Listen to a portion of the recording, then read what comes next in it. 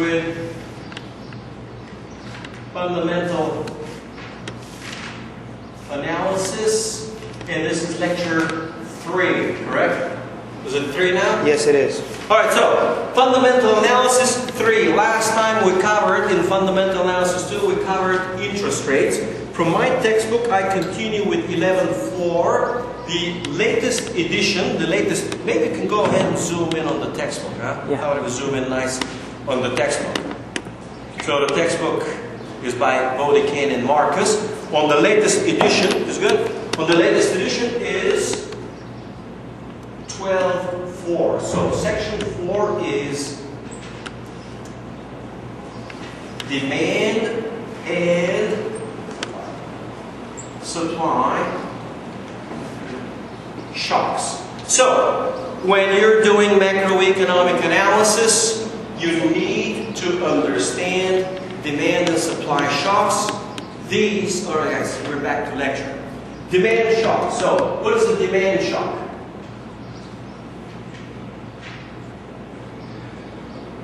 It is simply a shock or change in the economy which affects demand significantly in the overall economy.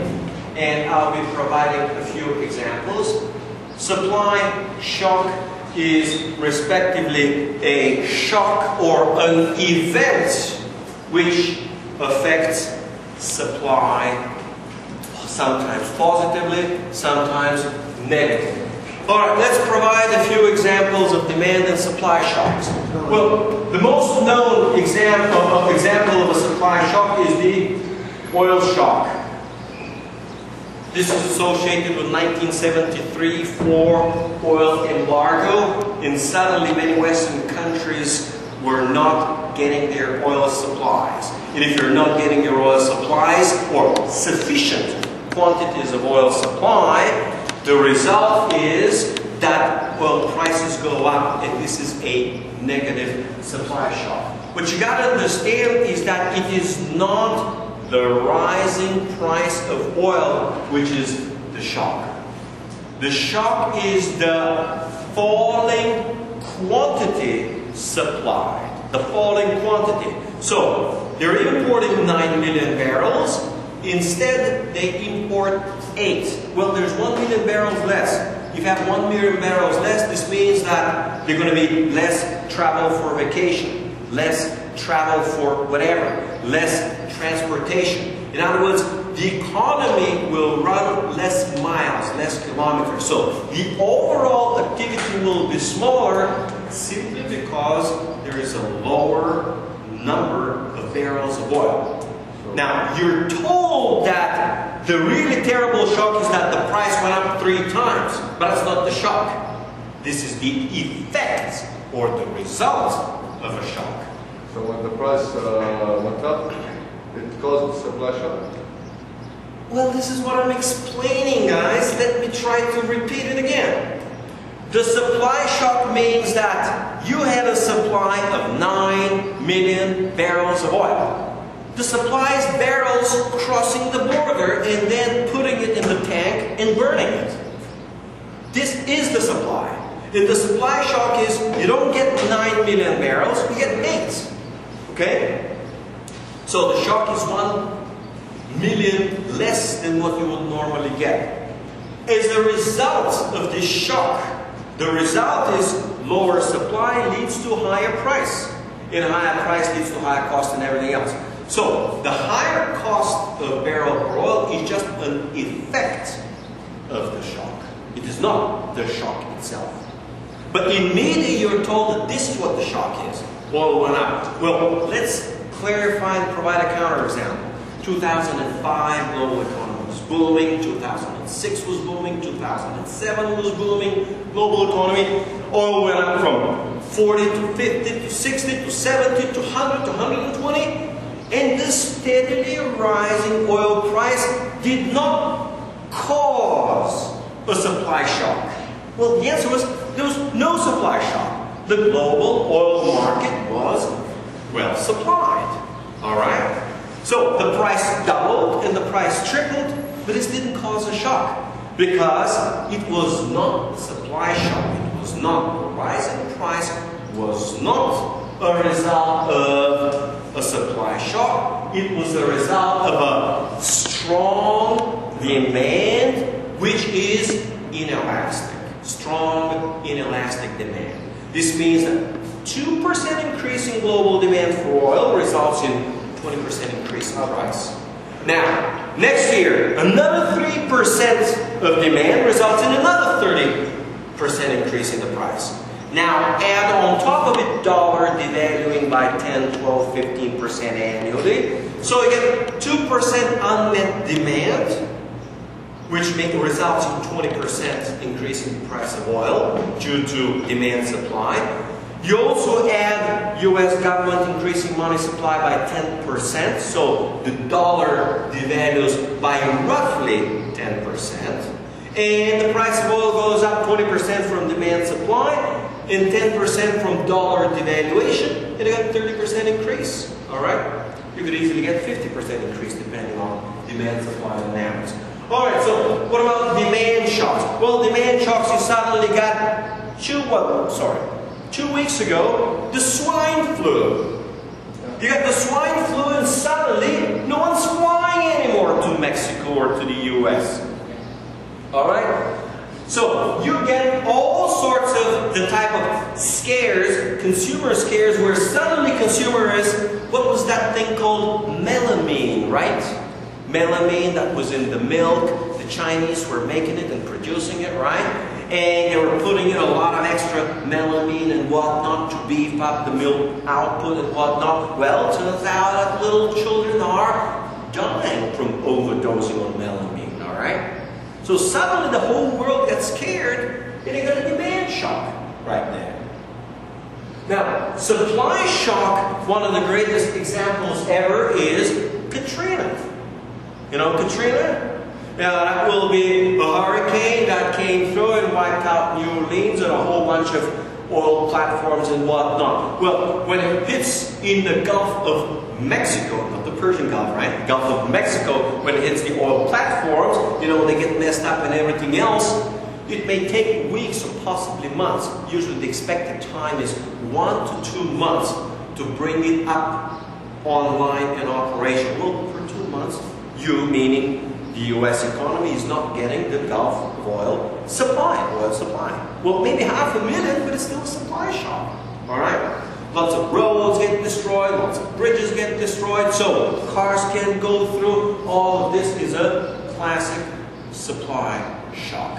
Another type of supply shock, which is very common in the economy, is natural disasters associated with agricultural commodities. We call it pest. You know what's a pest?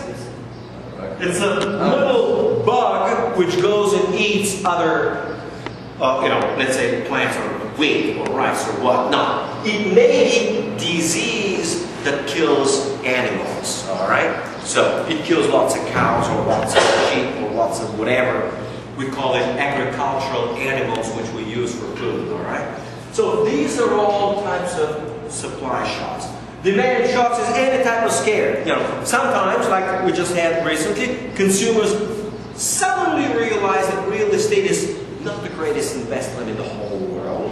And suddenly they realize they don't need, all of these huge houses for whatever reason, because they're buying houses to make money and become millionaires. And suddenly, demand for housing just collapsed in the United States. We had the same thing in Bulgaria with the Black Sea.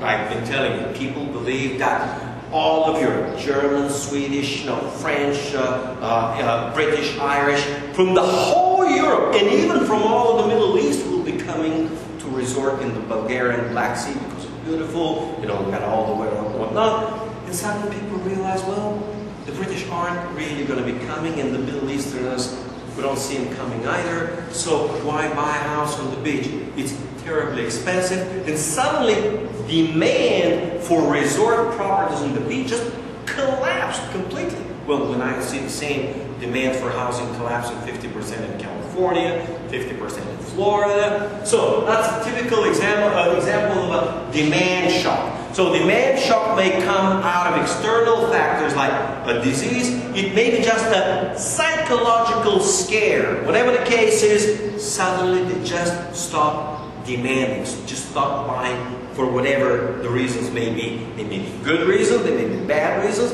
but the answer is demand fell significantly for some reason. Alright? Is it good enough? Is it clear? So, when you have demand shocks and supply shocks, you have to be very careful to find and analyze the industry effect. In other words, a demand or a supply shock will have an effect on the industry. It may have effect on only one industry, the meat industry, but it may have secondary effects. If you have a pest that kills lots of animals, alright? So the food industry will suffer, well, the restaurant industry will suffer, right? So you gotta begin to think about all the different implications when you have a demand shock and a supply shock to identify all the industries that will be affected by the particular demand or by the particular supply shock. Now, something interesting could happen. You could have a supply shock in, let's say, the New Orleans area that destroys so much supply that suddenly New Orleans needs a lot of food to be shipped from Ohio and New York and California and all other states, all right? So destruction of supply suddenly brings in more demand. Well, the demand simply means a replacement of the destroyed supply, all right? So this could happen, but in either case, the most important part in fundamental analysis is to identify how different industries will be affected by a corresponding demand and supply shocks. Is that fairly clear? All right, let's draw a line and put in 12.5.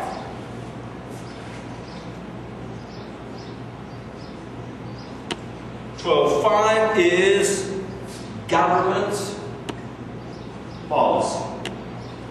Of course, if the government does something, it affects the economy and it will probably affect particular industries. So you have two major types of, well, I'm going to discuss some more, but one classification is whether government policy affects demand or government policy affects supply. So we have what is called demand side policy.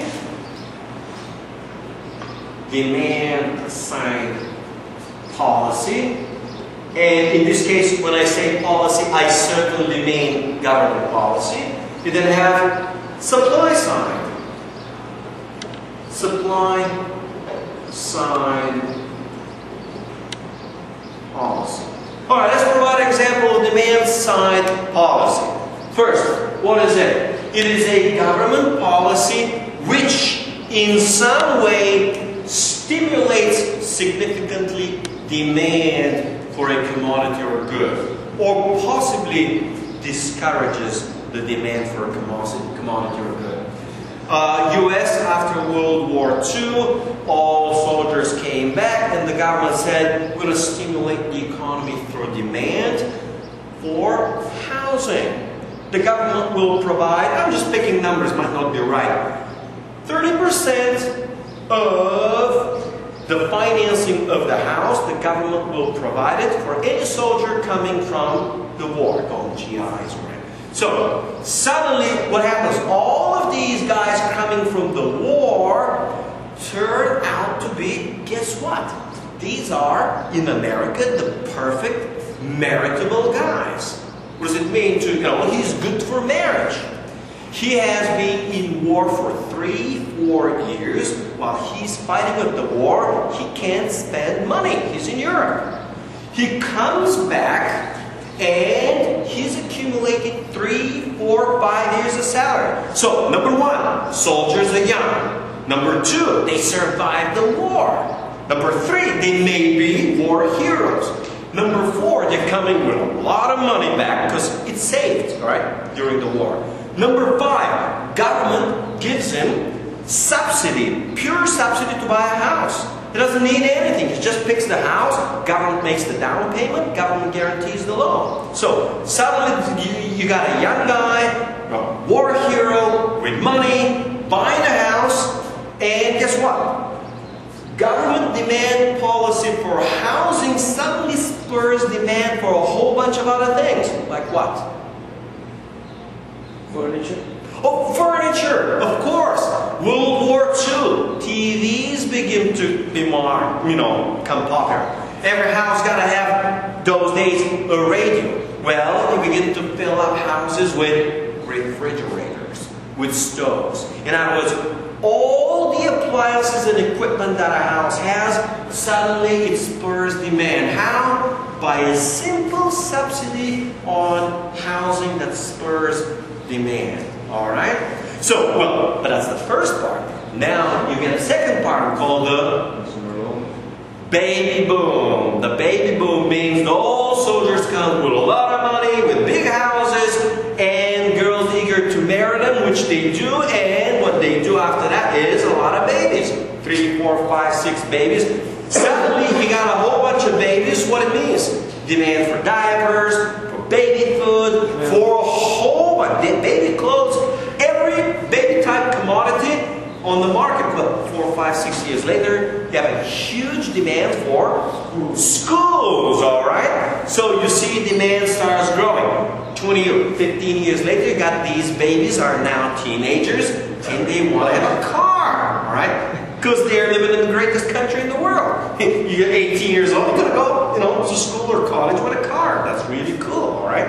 So the point is how one little thing brings a demand for a second, a third, and fourth, and fifth, and it snowballs. So this has been since World War II up until the late 70s, let's give it rough numbers so that you have a rough idea. From 1945 all the way to 1980 has been a dominant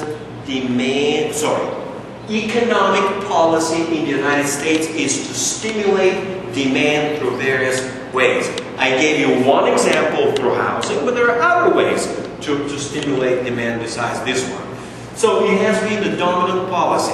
Well, in the 70s, what was realized is that you need strong fundamentals of the macroeconomy, because when you stimulate demand and the demand is there, but the economy can't satisfy the demand, the only thing that happens is you didn't stimulate the demand, you stimulate inflation. One of the best examples is oil. The US has not been sufficiently investing in oil. In the early 70s, oil for output peaked in the United States because before that, oil exploration peaked, and therefore they didn't have enough discoveries. So you stimulate demand, but the oil is not there. The only thing that's going to happen is the price of oil goes up from $1 to $2 to $3 to $5 to $10 to $20 to $30 to $40 to $45. All right. So the price of oil can easily go, and it went from 1969 to 1980. It went 40 times up, roughly from $1.20 per barrel to roughly $45 at the peak in January, February of 1980. So what was realized is you need productive capacity to actually produce it, because you can stimulate all the oil demand in the world, but if the oil isn't underneath, and if you don't have the oil well, nothing happens. All right. So in 1980, the US shifted to supply-side policy. Supply-side policy focuses on productive capacity.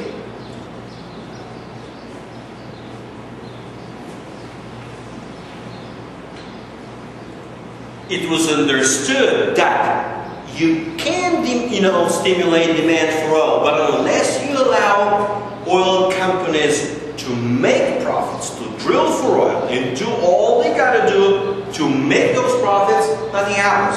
So you work on the productive capacity of the economy.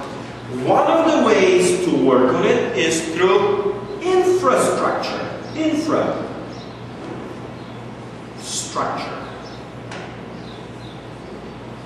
You build better high-quality roads, you build telecommunications, telephones, internet, whatever, sorry, not back then, cable and everything else. Infrastructure is extremely important to overall economic growth and prosperity of a nation. Now, there's another thing which was sometimes known as tax incentives. Just lower taxes does a great job to produce a lot. Now, 1930s are characterized by one of the best Hollywood movies ever made by Hollywood. The 1930s, we're talking about 70 years ago. Why? Thanks to taxes.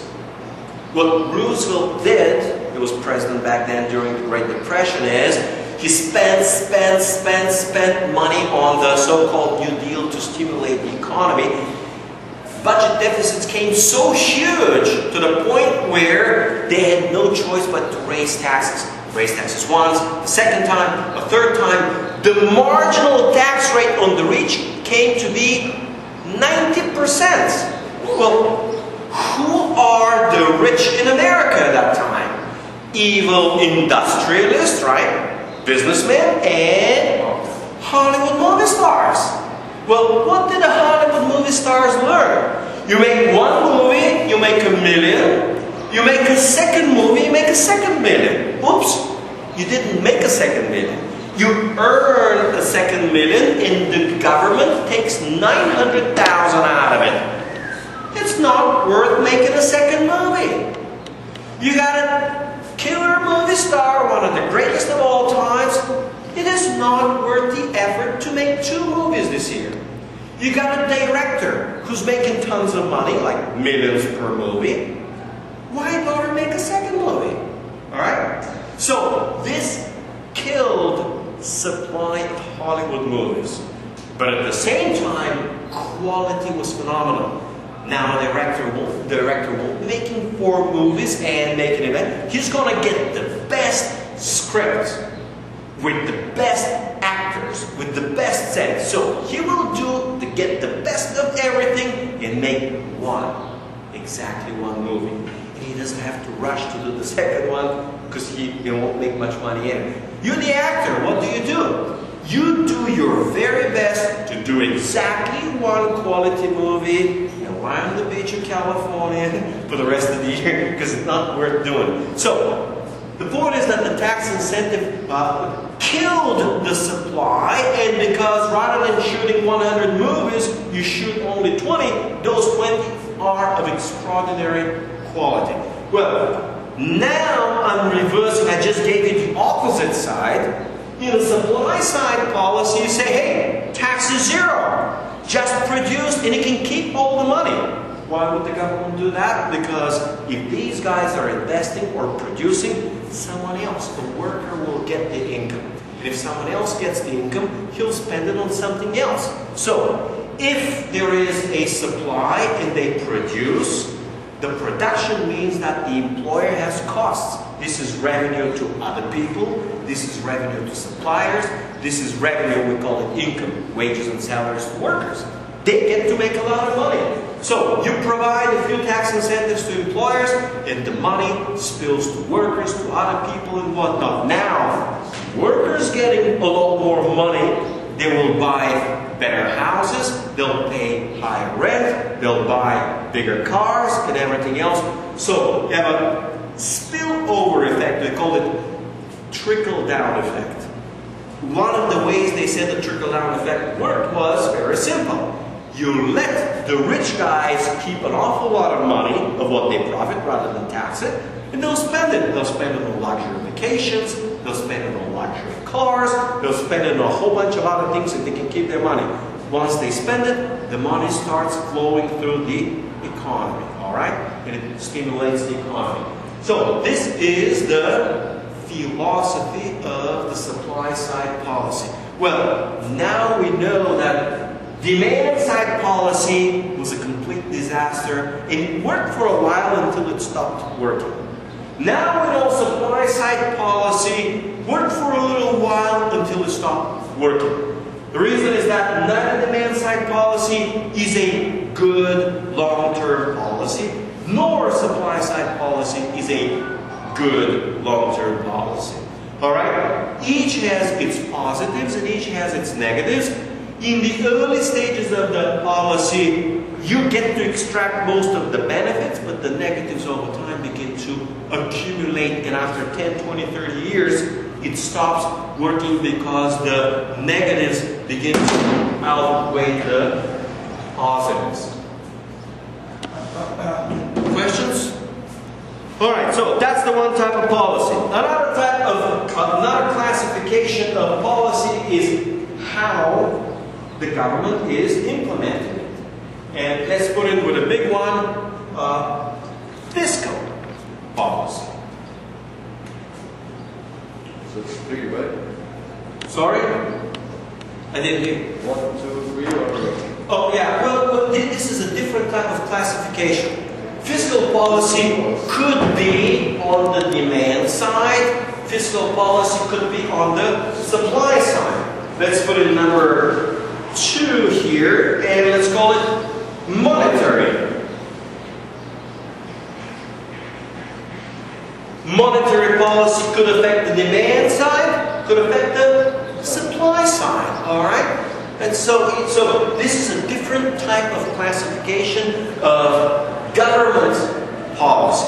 So what is fiscal policy? Fiscal policy simply means the uses of government taxes and of government spending to affect the overall economy or to affect specific key industries in the economy that will have an overall effect on the economy. What about the response?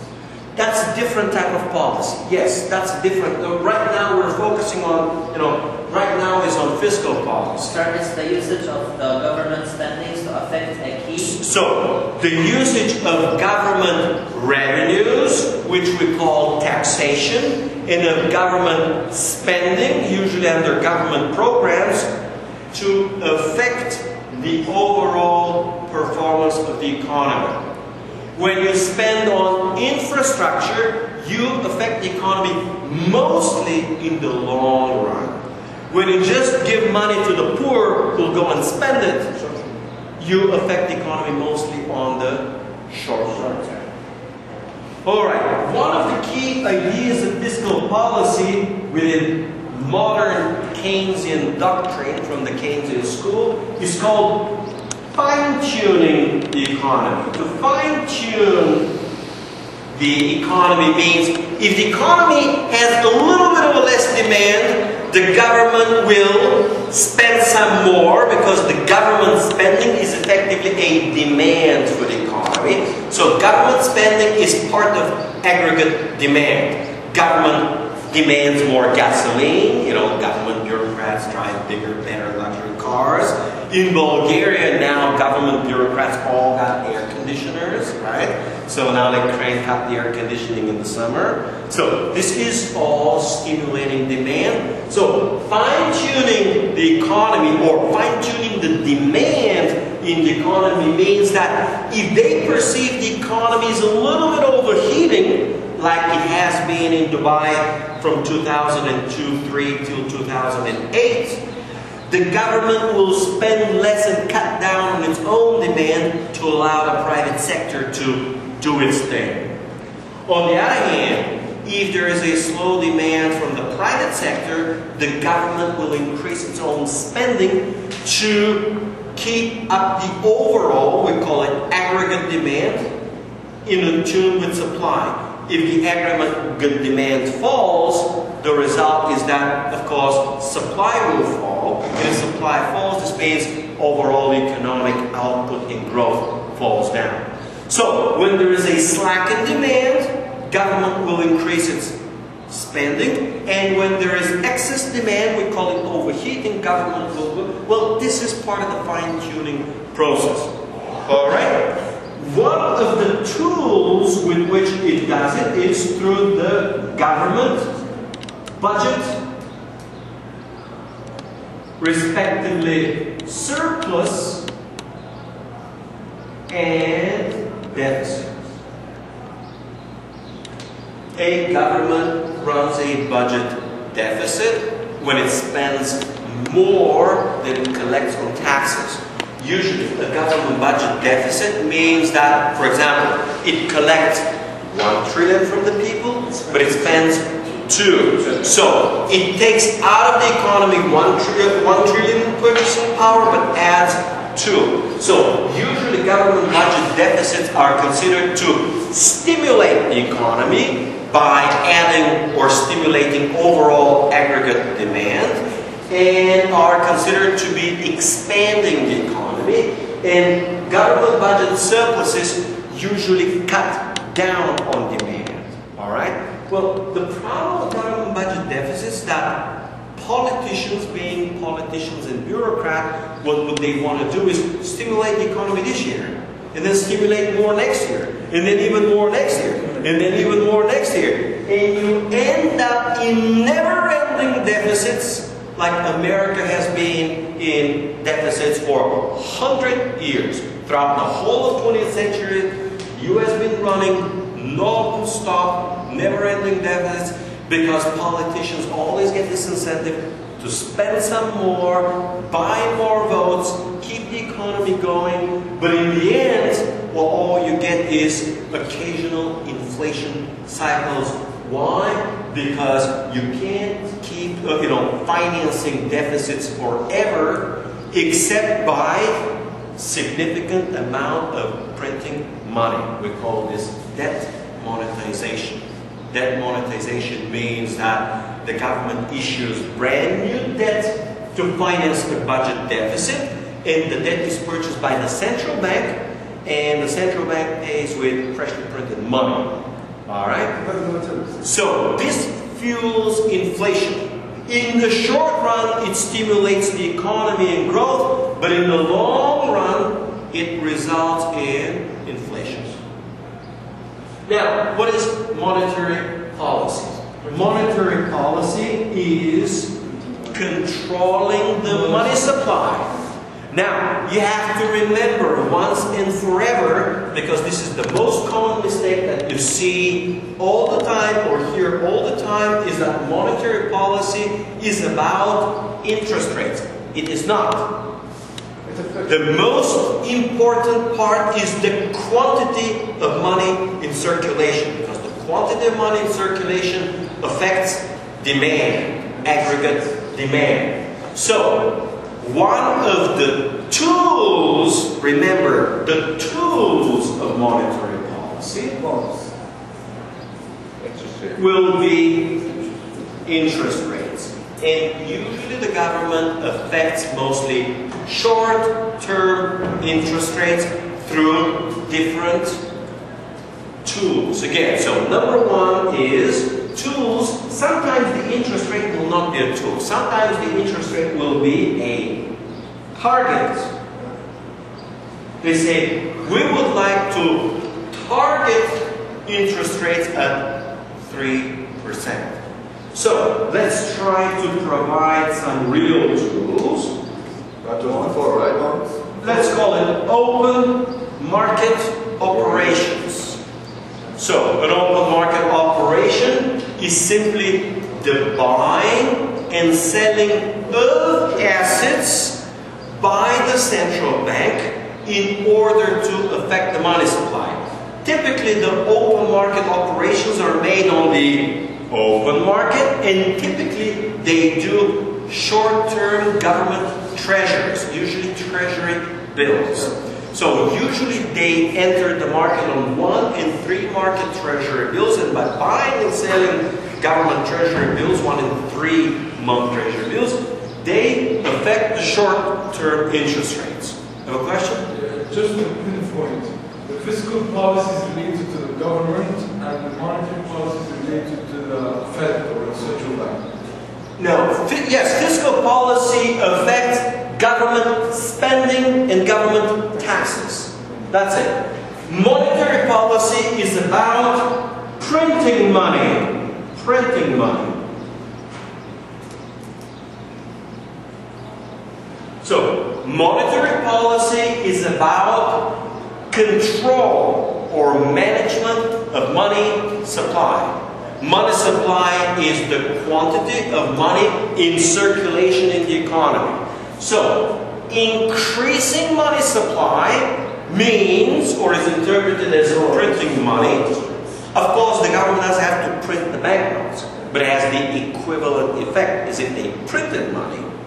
And reducing money supply is taking banknotes and burning them up, kind of like destroying money, all right? So, monetary policy is about the quantity of money in circulation and whether you're going to grow money supply by 3% or by 10%. But you have to remember, monetary policy is about the quantity of money. It's not about interest rates. Interest rate is usually a target which is used, and if you lower interest rates, money supply will be growing faster because people will be borrowing more money. And if you raise interest rates, people will be demanding less money. All right? So, open market operation is a purchase or sale of assets, usually securities, usually short-term treasury bills, by the central bank. When the central bank buys a security, it prints brand new money and injects new money in circulation, increases the money supply. We call it the monetary base. Monetary base, it increases narrow money supply. The narrow money supply.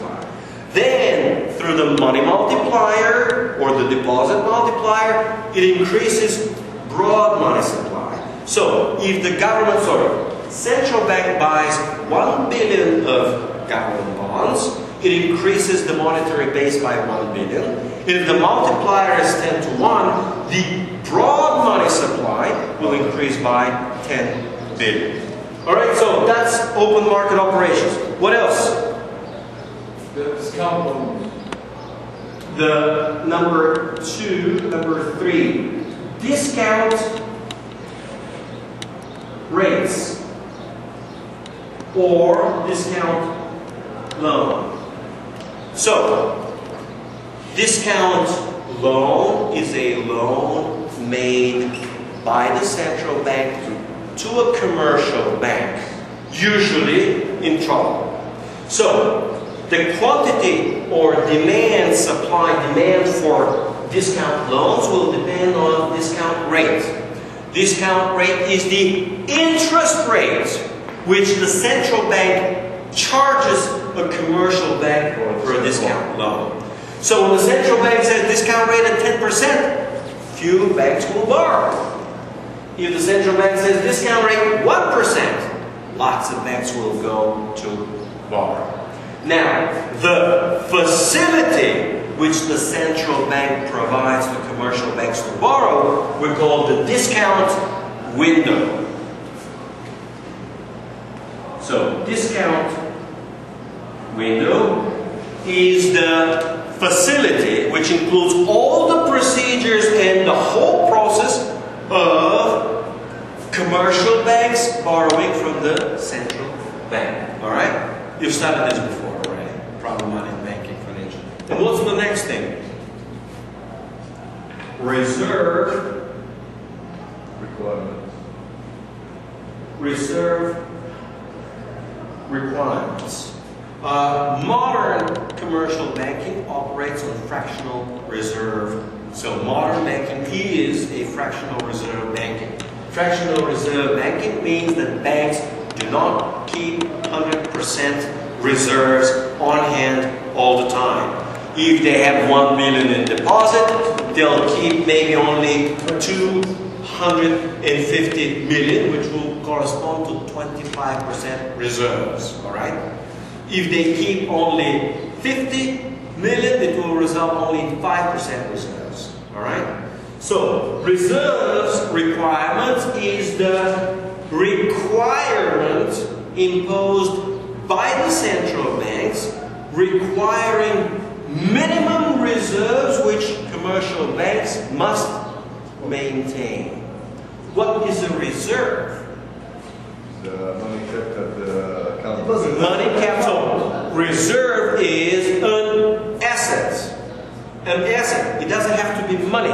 It could be a deposit. It could be gold. So it is an asset held available to satisfy a liability. Alright? So demand deposit is a liability, cash on hand or deposit at the central bank. We call these, if you remember from the exam, Fed funds. Serve as reserves. So, if you have certain reserves and have certain liabilities, the ratio or the fraction of reserves to liability we call reserve ratio.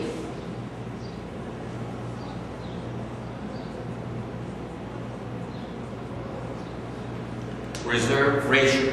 So, reserve ratio is the ratio of reserves to liabilities. They could be current or potential. Sometimes we call them contingent. I don't want to get into that.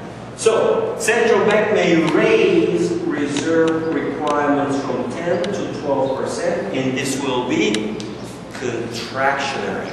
Reserve requirements work by affecting the money multiplier.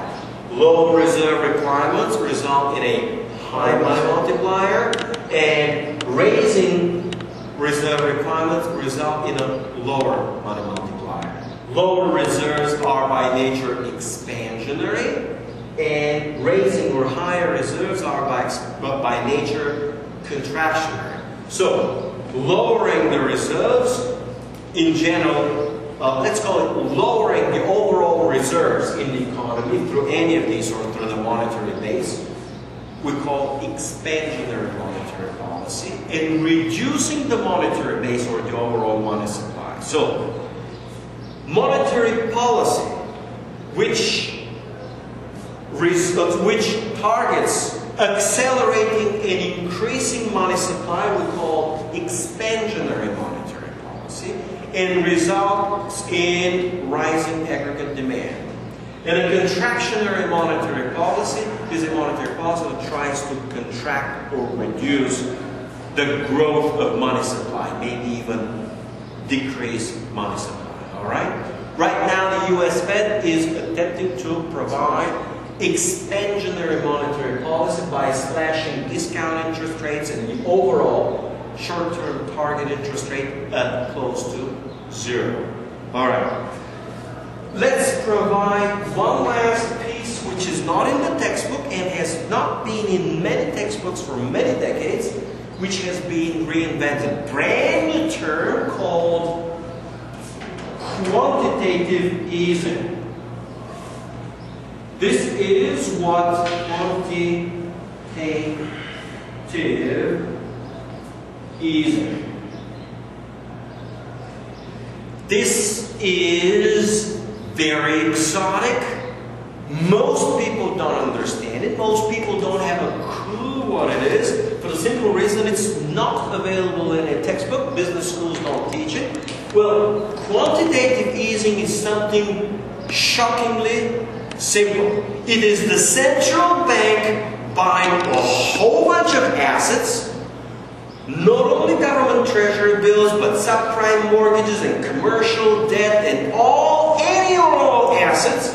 In other words, quantitative easing is the same as debts, sometimes assets, monetization. So monetization, it means the purchase of an asset by the central bank with the intention to increase the money supply, because the central bank prints the money to pay for it. Alright? Let's clarify the confusion of debt and asset, because it's very common. Are they buying assets or are they buying debt? They're buying assets using debt. No. It's very simple. They're buying usually financial instruments. They're buying financial assets. The definition of a financial asset is an asset which is someone else's liability, which is someone else's debt. Alright? Now, why not debt? Well, one example of a security is a stock. A stock is an asset, is a financial instrument, but it's not debt, it's actually equity. Alright? It's bond. So, in this case, the central bank may be buying stocks to support the stock market. I'm not saying they do it right now, but it's an example of quantitative easing. So, quantitative easing is buying of assets by the central bank, printing, paying with freshly printed money. The result is expansion of the monetary base, and they call this quantitative easing. Now, why do they call it quantitative easing? The answer is because it is monetization, and the history of monetization has been always disastrous. Any intermediates run policy of monetization for more than a year in history of the world has resulted in major monetary disasters. So everybody today understands that monetization is a really bad thing.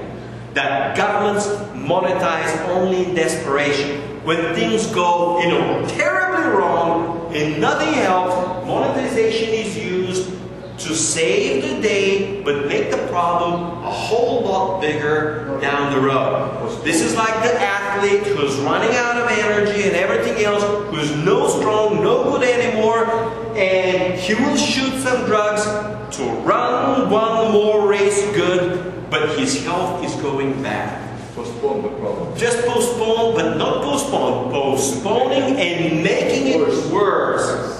And then next weekend he's got another football game, he does the drugs again. He makes another game, but his health is going from really bad to really worse. And then he needs an even bigger, stimulus, and his game is even poorer, and sooner or later, maybe one season, maybe 2 seasons, he's a total ruin. Well, monetization usually results in ruin for the monetary and usually the banking system in the long run. Usually results in disastrous consequences in the medium run. So, governments using for more than a few months monetization usually end up screwing their monetary and banking system. Alright? Let's see. Supply side policies, I did this. There is another type of policy, not in the textbook, 3.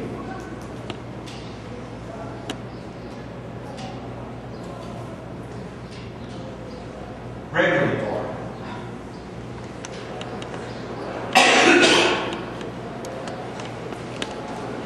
This is the use of government power to regulate the economy to affect economic outcome. Government says everyone's got to study for 14 years instead of 10 before it can go to work. So, by signing, you immediately say and increase demand for schools. Mayor of New York says rents cannot exceed more than 2% growth. We call these rent control. Suddenly, this affects the overall economy. Bush says you can't drill anymore for oil in Anbar. That's far up north. Okay, so all of these things can affect the economy in different ways. Another type that, for example, would kill Detroit is you have to produce more fuel-efficient cars. And he raises CAFE standards. A CAFE standard is simply a regulatory requirement by the government from automakers to produce a mix of cars which gives you a particular or average mileage per gallon of gasoline. Alright? So, usually American cars make, I'm just picking a number, 15 miles per gallon, and government says, you gotta make them 20 miles per gallon. How is this going to affect Detroit?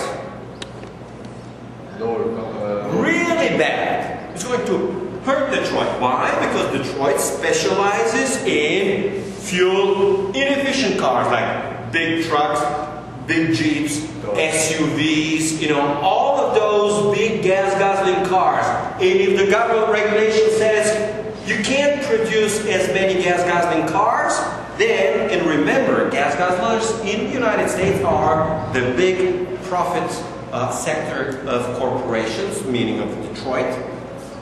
So when you raise the CAFE standards, this means they can't produce as many gas guzzling vehicles and they can't profit as much. So a regulatory change in CAFE standards is going to be, by raising the standards, going to be really bad for the industry. So what I'm doing is showing you how government policy can affect different industries or can affect the full economy. Usually the regulatory framework, the regulatory policy usually affects specific industries. Now, what can we say about the fiscal policy? Sorry, my mistake. Fiscal policy is the fastest for response. If the government needs it now and this month, it will use fiscal policy. Monetary policy is more powerful. It's got much bigger and broader effect on the economy, but it can take 6 months, 9 months, 12 months, and sometimes up to 2 years for the monetary policy to feel the full effect of it. All right?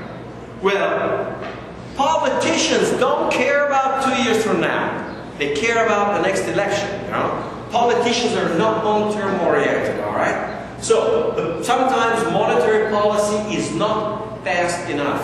When it's not fast enough, they use fiscal. Monetary policy affects in the most broadest way the economy, macro economy. Fiscal policy affects in a very broad way the overall economy. And regulatory policy usually affects a particular industry. So when you're analyzing the overall economy, you focus on these two. When you're analyzing a particular industry, you focus on fiscal and you focus on regulatory. You may focus on monetary if you're analyzing the real estate industry. Real estate is extremely sensitive to interest rates and to mortgages. So the real estate and mortgage industry is particularly affected by monetary policy. So you should know what you're analyzing, and based on knowing what you're analyzing, what you're looking into, you got to be looking at the different policies. Is this more than enough for today? Yep. All right, we're done. We continue with fundamental next lecture. That's it.